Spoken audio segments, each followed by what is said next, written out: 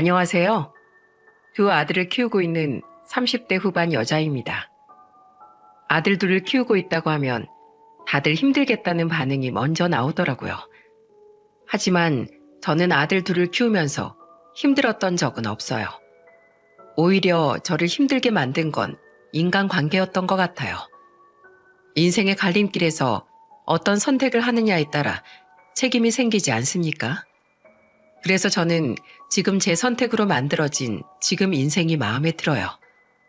한 여자가 나타나기 전까지만 해도 제 인생은 흠잡을 곳 없이 평화로웠어요. 심지어 결혼하고 시어머님과 갈등을 겪은 적도 없을 만큼 시댁 식구들과도 잘 지내고 있었어요.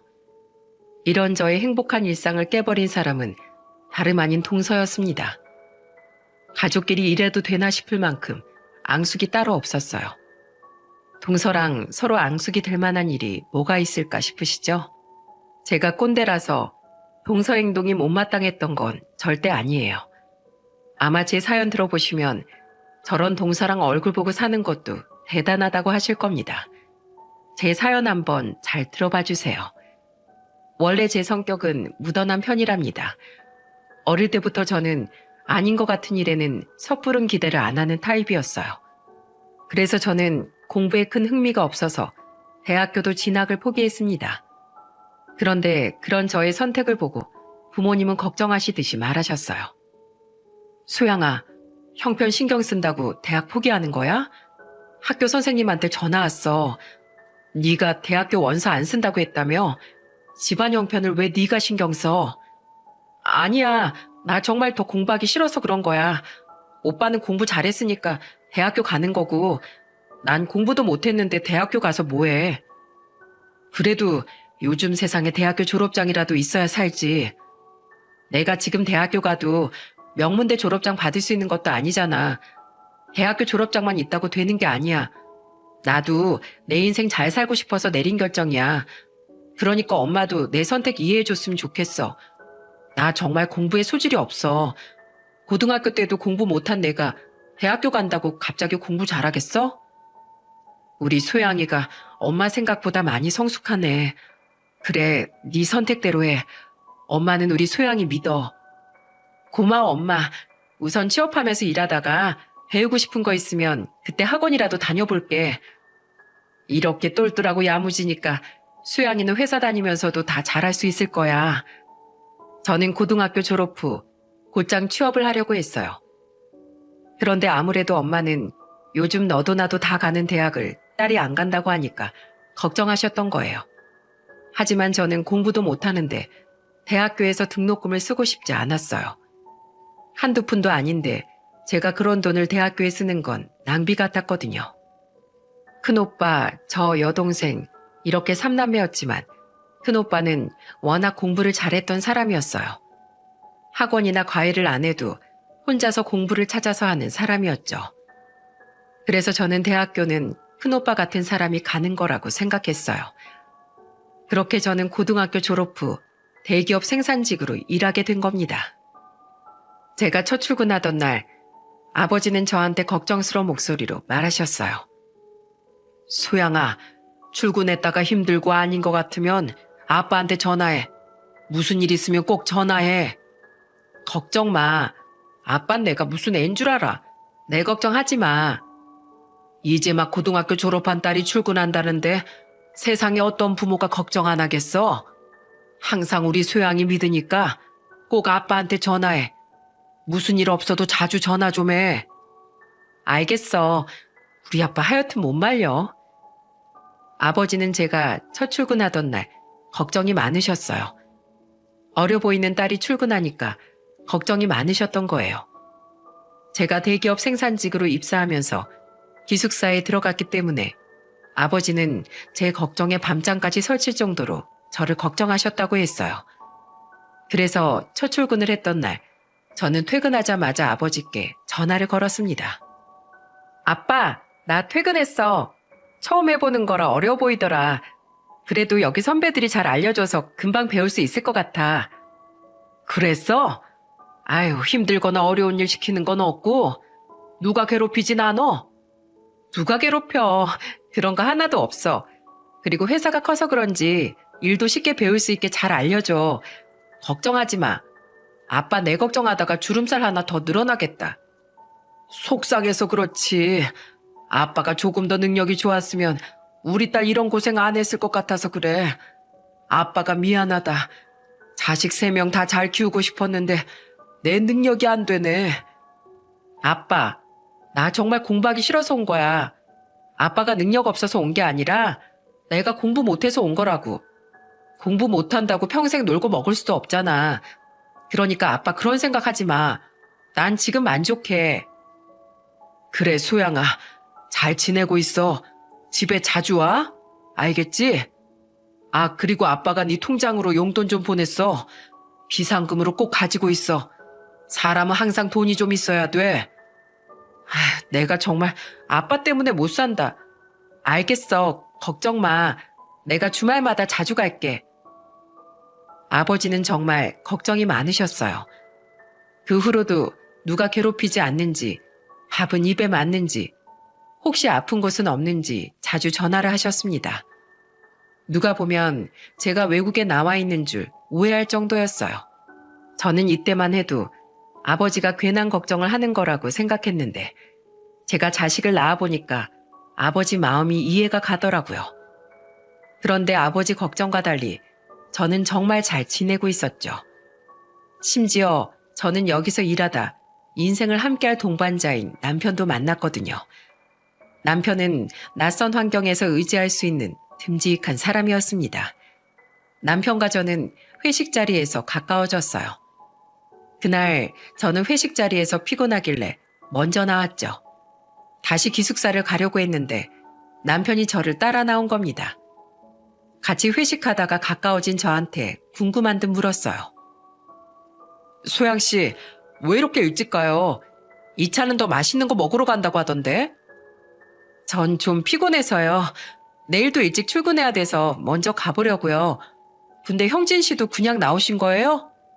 네, 소양 씨 나오길래 저도 슬쩍 나왔어요.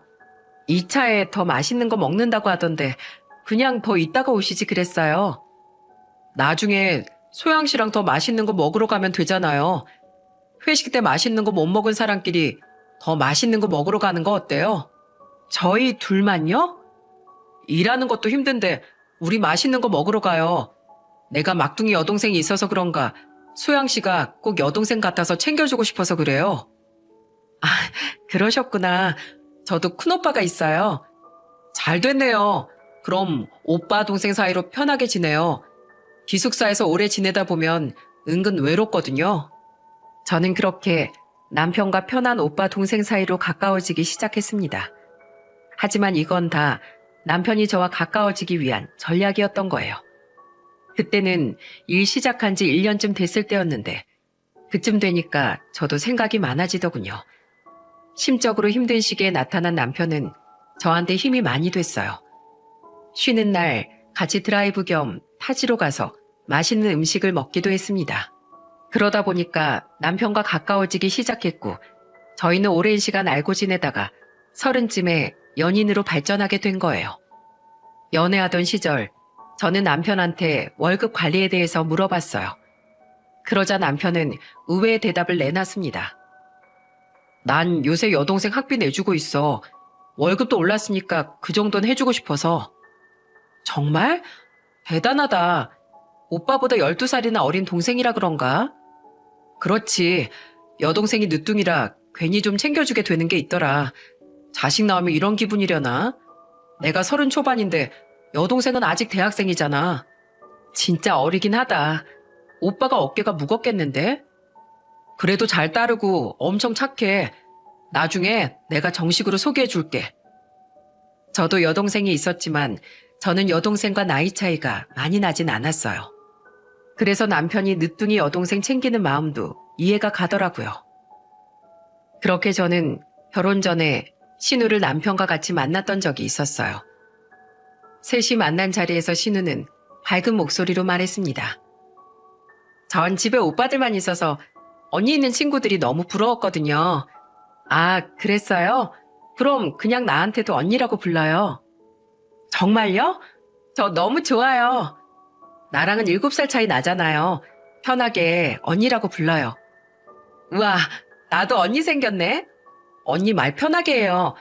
그래야 진짜 언니 동생 같잖아요. 그럴까 그럼? 그럼 우리도 말 편하게 하자. 밝은 성격이었던 신우는 첫 만남에 금세 가까워졌어요. 그래서 그날 이후 셋이 종종 만나서 밥도 먹고 영화도 보면서 지냈죠. 그러다 제가 남편과 결혼을 약속했을 때 신우는 저한테 작은 선물을 건네면서 말했습니다. 언니, 이거 내 선물이에요. 이게 뭐야? 돈이 어디 있어서 이런 걸 준비했어. 요새 취업 준비도 어렵다는데.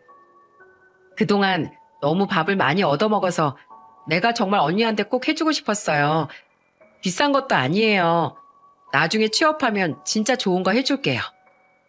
너무 예쁘다. 고마워. 나 정말 잘 쓸게. 난 비싼 거 다 필요 없어. 이렇게 나 생각해주는 것만으로도 좋아. 정말요? 난 언니가 우리 가족 되는 게 너무 좋아요. 그동안 내가 오빠한테 맨날 언니한테 잘하라고 했다니까요. 언니 못 도망가게 꽉 잡으라고 얼마나 신신당부했는데. 언니, 정말 결혼 축하해요. 신우는 결혼 전부터 제가 남편과 결혼하기를 늘 바랬어요. 매번 장난처럼 남편한테 저 꽉 잡으라는 말을 했었거든요. 그렇게 저는 양가 축복 속에 행복한 결혼식을 올렸습니다. 남편과 사내 부부로 벌다 보니까 둘 다 벌이는 좋았어요.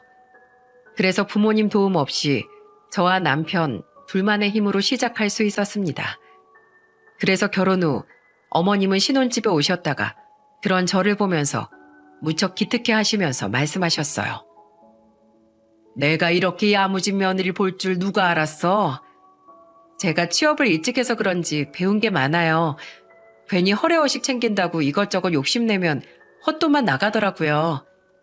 그런 생각하는 사람이 몇이나 있겠어. 남들 아는 거 다 하려다가 가랑이 찢어져. 지금처럼 이렇게 소신껏 잘 살아.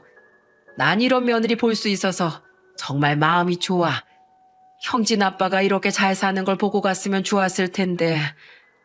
아버님도 하늘에서 다 지켜보고 계실 거예요. 제가 아버님 보시기 부끄럽지 않게 잘 살게요. 그리고 어머님도 편하게 집에도 자주 오세요. 그래야 저도 시댁에 편히 가죠. 고마워. 우리 큰며느리도 날 그냥 엄마처럼 생각해. 신혼집과 혼수를 저와 남편이 해결하니까 어머님은 엄청 기특해 하셨어요. 아버님이 남편 25살 때 먼저 세상을 떠나면서 남편이 시댁에서 중심 역할을 했습니다. 그래서 어머님도 시동생도 무슨 일이 생기면 남편한테 가장 먼저 상의할 정도였어요. 저는 시댁 식구들의 화목하고 정 많은 분위기가 참 좋았습니다. 그리고 이 행복이 평생 갈 거라고 믿었죠. 그런데 이런 가정의 평화를 무너뜨린 한 사람이 있었어요. 바로 동서였습니다. 제가 첫째를 낳고 육아휴직으로 쉬고 있을 때 시동생이 결혼할 여자가 있다면서 인사를 온 거예요. 그때만 해도 동서가 밝고 당당한 사람인 줄 알았어요. 시동생이 인사 온다길래 저도 아이를 데리고 시댁으로 갔어요. 그때 동서가 어머니께 명함을 건네면서 당당하게 인사했습니다. 어머님, 안녕하세요. 저는 학동시 여자친구 이미경이라고 합니다. 저는 변호사로 일하고 있어요. 변호사? 우리 아들은 방송국에서 일하는데 둘이 어떻게 만났어요? 아, 아는 선배 소개로 만났어요. 학동 씨가 워낙 성실한 사람이라 선배가 꼭 만나보라고 적극 추천했어요. 그래서 제가 먼저 연락해서 약속까지 잡았다니까요. 쇳불도 당김에 빼라고 하잖아요. 그랬어요? 솔직해서 참 보기가 좋네. 워낙 학동 씨가 잘해줘서 저도 자꾸 변하는 것 같아요. 예전엔 일만 하느라 바빠서 주변을 잘 못 챙겼는데 이제는 학동 씨 덕분에 저도 주변을 자꾸 챙기게 되더라고요. 서로 그렇게 좋은 점은 배우면서 살면 다 잘 살게 되어 있어요. 네, 어머님. 저 예쁘게 봐주세요. 잘할게요. 어머님은 동서가 성격이 밝아서 마음에 들어 하셨어요. 당당하고 솔직한 동서가 제가 보기에도 참 괜찮아 보였죠. 그런데 동서의 첫인상은 오래가지 않았습니다. 동서의 실체는 결혼 후부터 나오기 시작했어요. 특히 제가 가장 황당하고 어이없던 사건이 하나 있었습니다. 그때는 시동생 결혼 후 처음 맞이하는 새해였어요. 시댁에 다 모여서 같이 밥을 먹고 있는데 동서가 저를 보며 물었습니다. 형님은 생일이 언제예요? 생일이요? 갑자기 제 생일은 왜요? 그냥 궁금해서요. 저랑 동갑이시잖아요. 내 생일은 10월이에요. 아, 10월이구나. 전 5월이거든요. 제가 먼저 태어났네요. 아, 그렇게 됐네요. 어차피 동갑인데 서로 편하게 말하는 건 어때요? 생일 따져보면 어차피 내가 몇 개월 먼저 태어났으니까 언니잖아요. 안 그래요? 우리 그냥 편하게 불러요. 형님이라고 하기도 민망해요. 친구처럼 지내면 더 가깝고 좋을 것 같은데요? 동서는 갑자기 밥을 먹다 말고 편하게 부르자고 말하는 거예요. 그런데 그때 저희 얘기를 듣고 있던 어머님이 동서 말을 자르면서 말했습니다. 아무리 동갑이어도 호칭은 정확하게 해야지. 그러자 동서는 억울한 목소리로 말했어요. 어머님, 저 형님이랑 동갑이잖아요. 생일도 제가 더 빠른데 그냥 편하게 부르면 안 될까요? 요즘 그런 거 누가 따져요? 호칭을 똑바로 해야지. 근본 없이 야라고 부를 거야? 항상 호칭을 잘 불러야 하는 거야. 동서는 결국 어머님한테 한 소리를 듣고 말았어요. 제가 생각해도 솔직히 동서가 이해가 안 갔거든요. 동갑이라고 해서 호칭도 없이 편하게 부르는 게 말이 됩니까? 그래도 저는 어머님이 하는 말에 동서가 포기한 줄 알았어요. 그런데 밥을 먹고 뒷정리를 하는데 동서가 제 옆에 오더니 이렇게 말하는 거예요. 솔직히 내가 형님이라고 부르면 불편하지 않아요? 난 별 생각 없는데요. 호칭이 뭐 그렇게 중요해요? 나보다 동서가 불편한 것 같은데요. 당연히 불편하죠. 뻔히 동갑인 거 아는데 어떻게 매번 형님거리면서 불러요. 난 솔직히 할 수만 있으면 호칭 없이 부르고 싶어요. 어머님이 이미 안 된다고 했잖아요. 왜 별거 아닌 걸로 그래요. 그럼 식구들 없을 때, 단 둘이 있을 땐 말 편하게 하면 되겠네. 어때? 너도 괜찮지? 저는 정리를 하다가 갑자기 저한테 너라고 하는 동서를 보고 깜짝 놀랐어요. 주방에 둘만 있으니까 동서가 저한테 말을 놓은 거예요. 그래서 저는 황당한 목소리로 동서를 보면서 말했습니다. 지금 그게 말이 된다고 생각해요? 어른들 없을 때만 말 놓는 게 어딨어요. 본인도 그 행동이 정당하지 않으니까 뒤에서 몰래 말 놓겠다는 거잖아요. 그렇게 열받으면 너도 말 놔. 그리고 내가 직업도 너보다 좋은데 널 꼭 형님이라고 왜 불러야 되니? 나 변호사야. 와, 진짜 어이없네. 말까라면 난 뭐 못 갈 줄 알아? 그놈의 호칭이 뭐라고 별것도 아닌 거에 이런 식으로 나오는 게 말이 되냐? 그리고 변호사가 뭐? 호칭도 제대로 못 부르는 게 변호사라고 잘난 척하면 내가 기죽을 줄 알았어? 가서 공부나 더 해. 네 알량한 자존심 때문에 괜히 집안 분란 만들지 말고 가서 호칭 공부나 더 하고 와. 너 지금 나 무시하는 거야? 감히 공순이가 날 무시해? 공순이가 뭐 어때서? 네가 아직 공순이 매운맛을 모르나 본데 네가 책상 앞에서 공부하고 있을 때 난 사회에 나와서 일한 사람이야. 내가 너랑 나이만 같을 뿐이지 사회 짬밥이 얼만데. 아주 한 번만 더 까불어봐. 나야말로 가만 안 있을 거야. 와, 어머님 앞에선 그렇게 착한 척 조신한 척 하더니 이게 진짜였네. 너 진짜 무섭다. 무서운 거 알았으면 개념 나간 짓 하지 말고 똑바로 행동해. 알겠어? 멀뚱히 서 있지 말고 가서 분리수거를 하든 어머님 과일이라도 깎아다 드려. 얼른. 저는 동서한테 화를 내며 말했어요. 결혼하고 시댁에서 그 정도로 화가 났던 건 정말 처음이었습니다. 그만큼 동서 행동이 이해도 안 가고 황당했어요. 그때 저는 동서한테 경고하듯 말했고 동서는 분리수거를 하겠다면서 나갔습니다. 여러분들은 동서 말이 이해가 가십니까? 솔직히 호칭이 그냥 부르면 되는 걸 왜 저렇게 예민하게 구는지 이해가 안 갔습니다. 그런데 동서는 그날 이후 정말로 시댁 식구들이 없으면 말을 놓기 시작하는 거예요. 한 번은 시동생이 동서랑 같이 저희 집에 놀러 왔던 적이 있어요. 시동생이 워낙 남편과 돈독하게 지내다 보니까 결혼 전에도 시동생은 자주 놀러 왔었죠.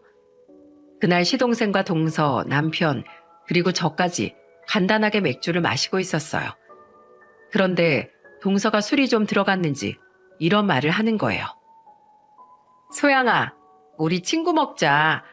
여기 어른들이 있는 것도 아닌데 우리끼리 있을 땐 편하게 좀 해. 동서, 왜 그래? 많이 마신 것 같은데 가서 좀 쉬어. 얼씨구, 저번에 말도 잘하더니 또 이렇게 착한 척하는 거 봐. 와, 나도 진짜 한성격 하는데 너도 참 대단하다. 취해서 함부로 말하는 동서를 보면서 남편은 경악했어요. 시동생은 그런 동서를 말리면서 말했습니다. 당신 왜 그래? 미쳤어? 형수한테 도대체 왜 그래? 솔직히 짜증나잖아. 내가 왜 당신 때문에 동갑이네한테 형님이라고 해야 되는데? 내 입장이면 화나지 않겠어? 나랑 동갑인데 못 배운 애한테 형님이라고 어떻게 부르고 살아? 그때 동서의 말에 저는 깜짝 놀랐어요. 사람이 사람한테 못 배웠다고 저렇게 무시하는 게 말이 됩니까? 그러면서 동서는 술이 취한 목소리로 제 남편을 보고 이렇게 말했어요. 솔직히 아주버님이랑 우리 남편도 2살 차이밖에 안 나잖아요. 근데 왜 내가 둘째랑 결혼했다고 호칭 챙겨가면서 고조령님 비위를 맞춰야 하는 건데요? 재수씨, 지금 말 다 했어요? 고졸 형님이라뇨? 그럼 재수씨는 잘 배워서 지금 이런 행동 하는 겁니까? 전 잘 배워서 변호사로 해먹고 살잖아요. 왜요? 그거면 됐지. 뭘 더 바라는데요? 나 전문직이라고요. 동서는 끝까지 동문서답을 하면서 형님이라고 하기 싫다고 별소리를 다 했어요. 결국 시동생이 화를 내면서 동서한테 소리쳤죠. 당신 그만 못해? 내가 그만하라고 몇 번이나 말했잖아. 나 정말 형님이라고 부르기 싫어. 싫다고. 그럼 뭐 어떡하자고? 이혼이라도 해? 이대로 갈라서? 그놈의 호칭이 뭐라고 이렇게 하는 거야? 뭐? 어떻게 그런 말을 해? 내가 당신 얼마나 좋아하는지 알면서 그런 소리를 하냐고. 동서는 시동생의 말에 충격을 받았는지 갑자기 울기 시작했어요. 그러자 시동생은 저와 남편을 보면서 미안한 목소리로 말했습니다. 형수님, 저 먼저 가볼게요. 죄송해요. 다음에 제가 다시 올게요. 그러자 남편은 시동생을 보면서 단호한 목소리로 말했습니다. 재수씨, 앞으로도 호칭 가지고 저러면 그냥 오지 마. 난 가족끼리 그런 문제로 얼굴 붉히고 싶지 않아. 사람이 아무리 잘 배웠다고 해도 기본적인 게 안 되면 그게 어디 잘 배운 사람이야? 지금 취해서 하는 말만 들어봐도 얼마나 사람 무시할지 다 보이는데 딱 보여. 형, 미안해. 내가 잘 말할게. 네가 중간에서 잘 좀 해. 남편은 동서 말에 화가 났는지 애꿎은 시동생한테 화를 냈어요.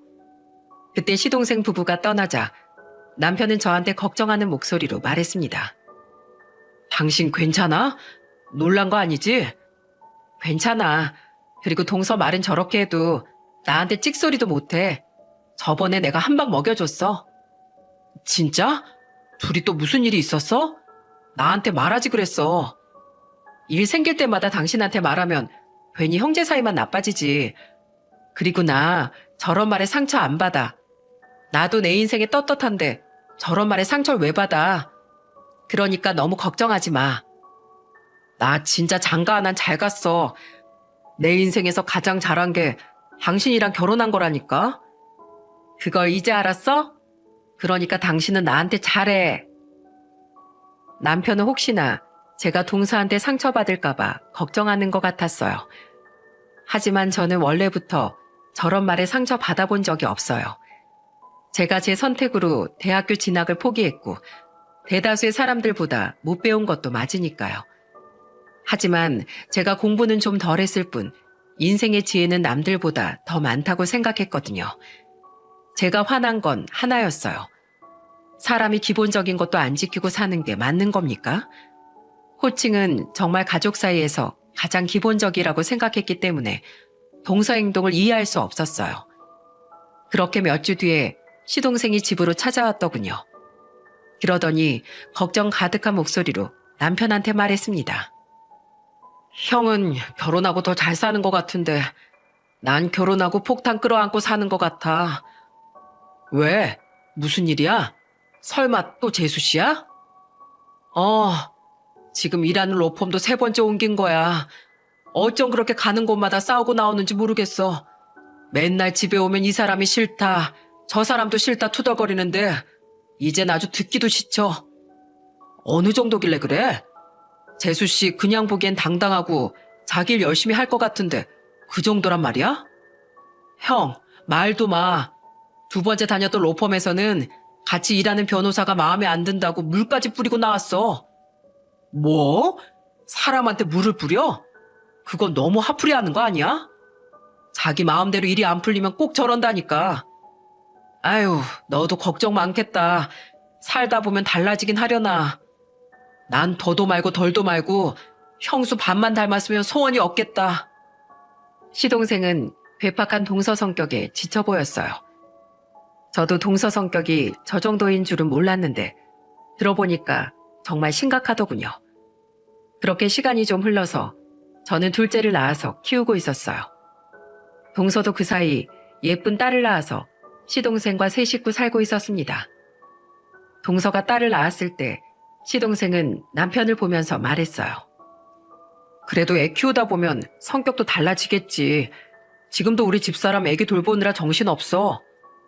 그래, 너도 자꾸 재수씨 단점만 보려고 하지 말고 좋게 좋게 생각해. 잘한다 잘한다 해야 사람이 변하지. 시동생은 딸이 태어나고 동서가 조금 변한 것 같다고 좋아했어요.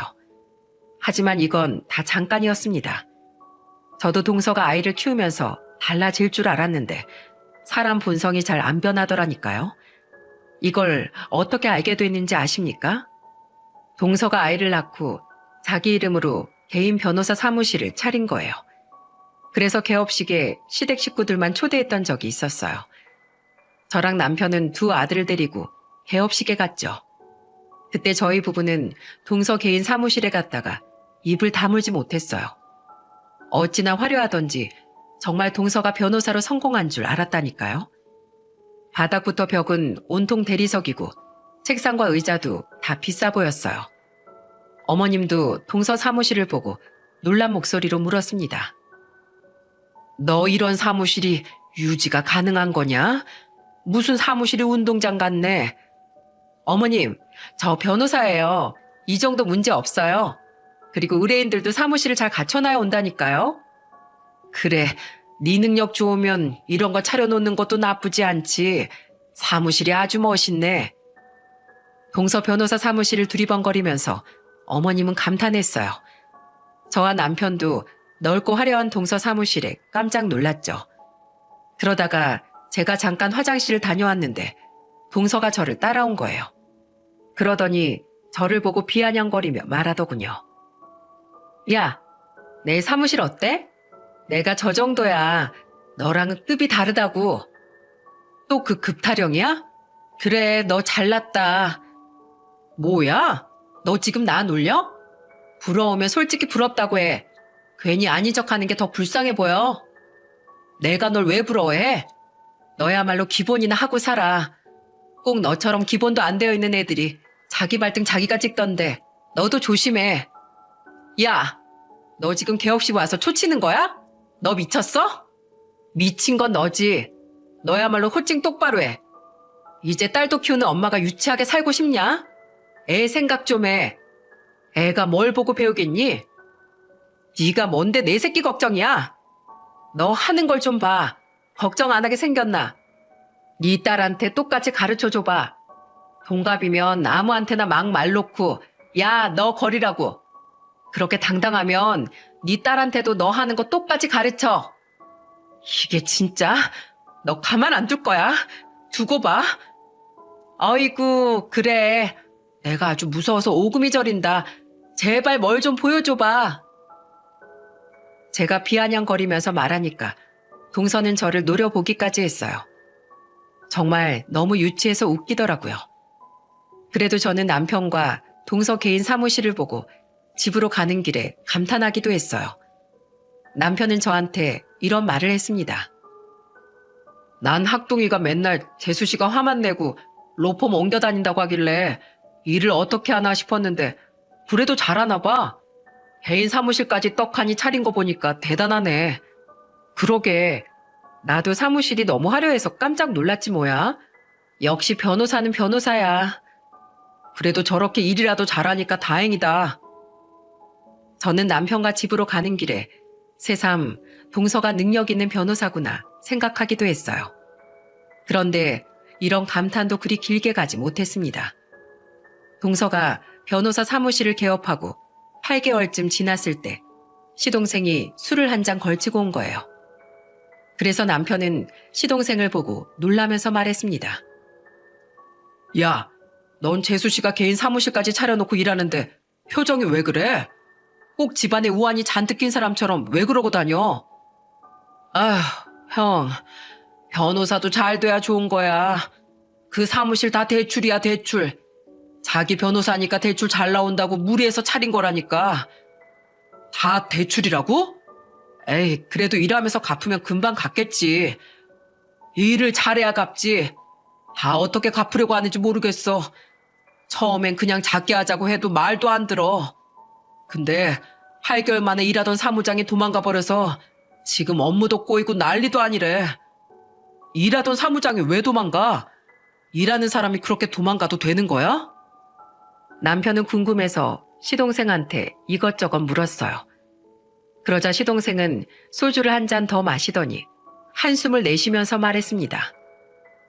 무슨 90년대도 아니고 아내가 맨날 사무장한테 쌍욕하고 정강이까지 자는데 누가 견뎌?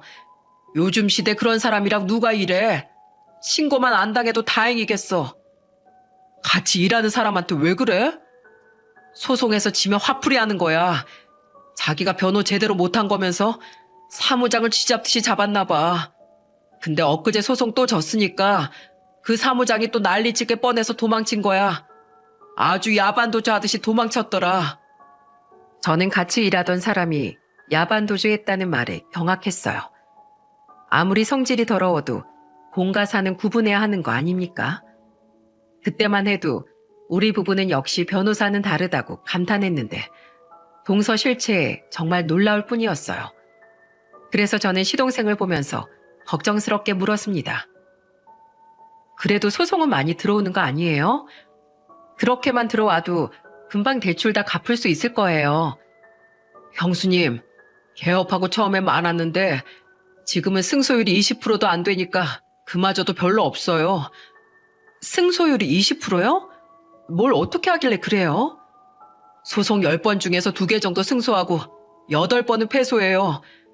요즘은 인터넷이 잘 되어 있으니까 이런 거 누가 후기라도 남기면 잘 안 오려고 해요. 점점 고객들도 떨어지고 이젠 한 달 임대료도 못 낼까봐 전전긍긍하니까 저까지 걱정이에요. 아휴, 어떡하면 좋아요. 근데 처음에는 다 실수도 하고 그래요. 아직 개인 사무실 차린 지 1년도 안 됐잖아요. 조금만 지켜봐요.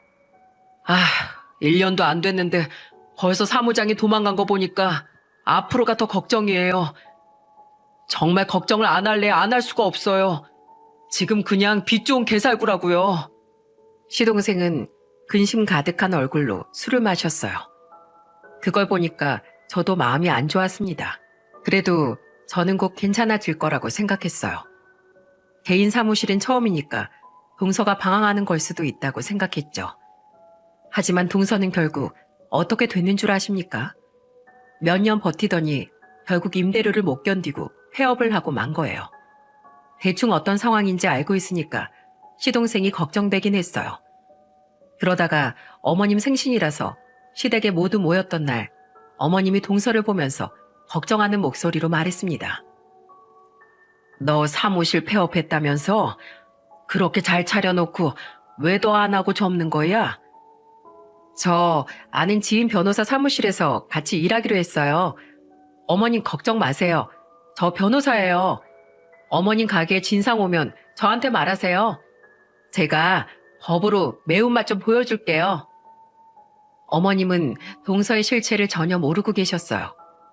그래서 동서의 말에 그저 웃으면서 든든하다고 말하셨어요.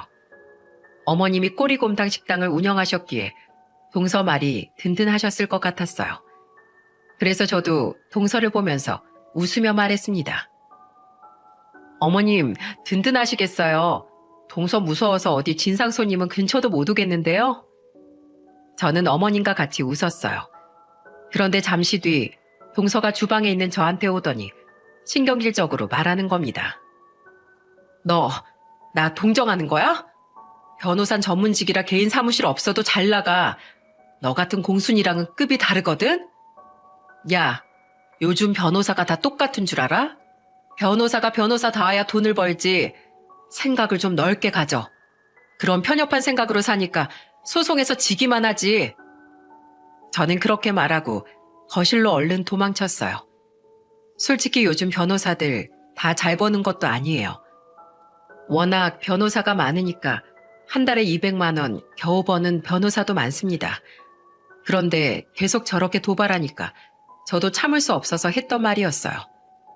그렇게 어머님 생신날이라 며느리들과 신우가 어머님께 저녁상을 차려드리기로 했어요. 그때 남편과 시동생이 어머님을 모시고 나가서 바람도 쐬고 선물도 사드린다고 나갔죠. 집에 저와 동서, 신우이만 주방에서 준비하고 있었어요. 갑자기 동서가 거실로 가더니 리모컨을 잡고 소파에 눕는 겁니다. 그 꼴이 너무 짜증나서 동서를 불렀어요. 동서, 와서 좀 생일상 차리고 밥이라도 해. 거기서 뭐 하는 거야? 형님, 저 오늘 여기도 겨우 왔어요. 내가 얼마나 바쁜 줄 알아요? 난 좀 쉴 테니까 괜한 시비 걸지 말고 그냥 일이나 해요. 아무리 피곤해도 너무한 거 아니야? 여기 다 일하다 온 사람이야. 그 순간 제 말에 동서는 자리에서 벌떡 일어나더니 제 앞으로 와서 화를 내며 말했습니다. 이게 진짜? 형님 해주니까 주제를 모르고 명령질이네. 공순이 주제. 야, 너 나랑 동갑이잖아. 우리 거지 같은 우리나라 족보 때문에 내가 형님이라고 불러주면 감사한 줄 알아. 사회 나오면 넌 내 발톱 떼만도 못해. 직업도 천한데 내가 공경하겠냐? 형님이라고 좀 불러주니까 네가 나보다 위인 것 같아? 뭐? 야, 너 말 다 했어?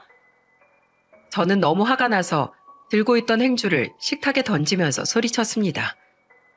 거의 둘이서 머리끄댕이 잡기 일촉즉발의 상황이었어요. 그런데 그때 신우가 동서한테 했던 말 한마디에 상황은 역전됐어요. 와, 이 언니 안 되겠네. 이렇게 무식해서야 변호사가 어떻게 된 거야?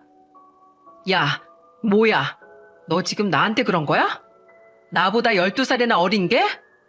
그래, 너 보고 그랬다 왜? 나이가 뭐? 어른이 어른 같아야지. 원래 어른한테 다 배우는 거야. 그래서 지금 네가 한 짓이랑 똑같이 하고 있잖아. 이게 진짜 어디서 눈을 부릅뜨고 덤벼? 야, 너 호칭 똑바로 안 해? 왜? 방금 너한테 배운 거잖아. 지금 계급장 떼고 같이 싸우자는 거 아니야? 야, 너 미쳤어? 너야말로 가만 안 둘 거야. 저는 동서가 신우를 때리려고 손을 번쩍 드는 걸 보고 깜짝 놀라 신우 앞으로 막아섰어요. 그래서 동서는 얼떨결에 신우가 아니라 제 머리를 친 겁니다. 그런데 그 순간 무슨 일이 있었는지 아십니까?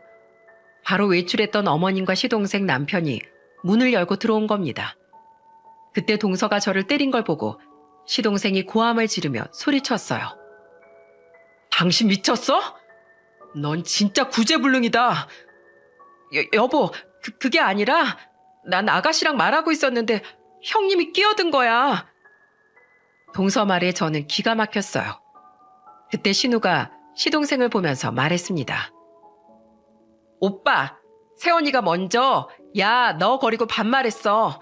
자기 변호사라고 사람을 얼마나 개무시했는데? 신우 말에 시동생은 한숨을 쉬더니 동서를 보고 소리쳤어요. 야, 나 더 이상은 못하겠어. 맨날 가는 곳마다 싸움 만들고 시비 붙고 오는 너랑 도저히 못 살겠다고. 내 딸이 너 보고 배울까봐 겁나. 이혼하자. 여보, 그게 무슨 말이야. 여보.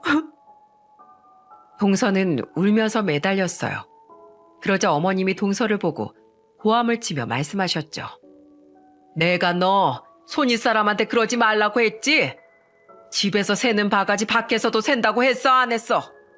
집에서부터 행동을 조심해야 밖에서도 잘하지. 네 딸이 뭘 보고 배우겠어? 동서는 그저 주저앉아서 울기만 했어요. 시동생은 그런 동서를 보면서 화난 목소리로 소리쳤습니다. 당신 일어나. 지금 가서 나랑 이혼 도장 찍어. 난 우리 딸, 너 같은 엄마 밑에서 절대 못 키워. 엄마 없는 딸로 어떻게 키워? 여보, 제발 기회를 줘. 나 잘할게. 시동생은 애원하는 동서를 질질 끌고 데리고 집으로 갔어요. 어머님은 저를 다독이면서 말씀하셨습니다. 네가 마음고생이 많지? 미안하다. 난 앞뒤가 저렇게 다른 애인 줄 몰랐어. 아니에요. 그나저나 어머님 생신인데 어떡해요? 식사가 아직이에요. 이 나이에 생일이 뭔 대수야? 저녁은 그냥 나가서 먹자. 그렇게 그날 저녁은 시동생과 동서 없이 어머님과 저희 부부 시누이와 같이 외식했어요. 그렇게 겨우 어머님 생신을 축하해드릴 수 있었어요. 그런데 그날 밤에 시동생이 동서랑 같이 시댁으로 온 거예요. 시동생은 동서를 보며 소리쳤습니다. 당신이 직접 말해. 동서는 시동생의 말에 하염없이 울더니 저한테 무릎을 꿇고 사과했어요. 형님, 죄송해요. 제가 공부만 해서 잘 몰랐어요. 이것도 핑계처럼 들리겠지만 제가 살림을 잘하는 것도 아니고 할 줄 아는 건 공부뿐이라 그렇게라도 형님한테 이기고 싶었어요. 정말 죄송해요. 잘못된 거 알면서도 그렇게 했던 거 정말 죄송해요. 저는 동서의 사과에 당황스러웠습니다. 그리고 동서한테 남모를 고충이 있었다는 게 의아했어요. 그래서 저는 동서한테 말했습니다. 도와달라고 했으면 난 동서 도와줬을 거야. 사람한테 그런 식으로 무시하고 얕잡아 보는데 누가 도와주겠어? 정말 죄송해요. 저 정말 마음 고쳐먹고 살게요. 어머님만 허락하시면 어머님 가게에서 일하고 싶어요. 사실 가족들한테 처음 밝히는 건데 제 개인 사무실 다 대출이에요. 지금 저 빚더미예요. 돈 귀한 줄 모르고 바보처럼 살았어요. 어머님이 기회만 주신다면 잘 살고 싶어요. 남편도 그걸 원하고 있고요. 동서의 말에 어머님은 고민하는 눈치셨어요. 그때 시동생이 어머님을 보며 말했습니다. 이 사람 돈 10,000원 버는 게 얼마나 힘든지 제가 직접 겪어보라고 했어요. 지금 당장 이혼하고 싶지만 딸 수빈이 생각해서 기회라도 한번 주려고요. 시동생의 말을 듣고 어머님은 단호한 목소리로 동서를 보면서 말씀하셨어요. 너 그럼 내일부터 나와. 운동화 차림에 편한 옷 입고 나와. 알겠어? 네, 어머니 감사합니다. 저 정말 대출 갚으면서 잘 살아볼게요. 이게 가족들이 너한테 주는 마지막 기회야. 알겠어? 한 번만 더 집안에 소란 일으키면 내가 너희 이혼시킬 거야. 결국 동서는 이혼의 문턱에서 다시 잘 살 기회를 얻었습니다. 그리고 동서는 어떻게 됐는지 아시나요? 저는 몇 달 뒤 신우랑 둘이 어머님 식당으로 가봤어요. 그런데 맨날 정장 차림에 고급 구두만 신던 동서 꼴이 말도 아니었습니다. 헐렁한 바지에 앞치마까지 두르고 식은땀을 흘리면서 일하는데 엄청 웃겼어요. 그때 저는 동서를 보며 말했어요. 여기 손님 안 받아요? 형님 오셨어요? 뭐 드릴까요? 꼬리곰탕 2개요.